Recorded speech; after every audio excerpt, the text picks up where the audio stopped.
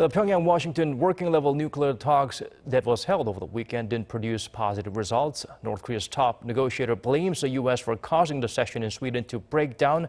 Some analysts interpret the move as a pressure tactic. Kim Ji-yeon has our top story.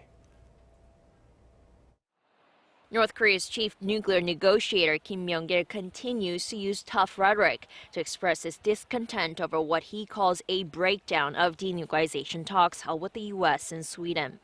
Kim, on his way back home in Beijing after holding the talks, warned that a, quote, terrible incident could happen if the negotiations don't go well due to a lack of preparation by the U.S. If the U.S. doesn't prepare properly, something terrible could happen. Who knows? When asked whether additional talks are scheduled to be held in 2 weeks, as suggested by the U.S. State Department, Kim expressed doubts about whether Washington can bring alternative plans within that period.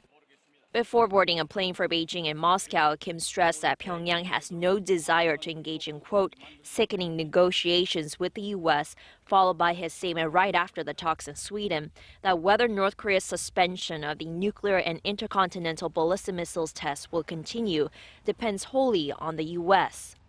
North Korea has expressed its intent to dismiss engaging in denuclearization dialogues with the U.S. until Washington withdraws its hostile policies, and added that the deadline for talks is the end of this year.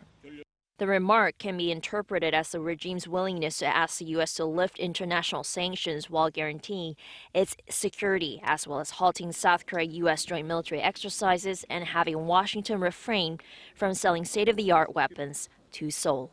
Kim Ji-yeon, Arirang News.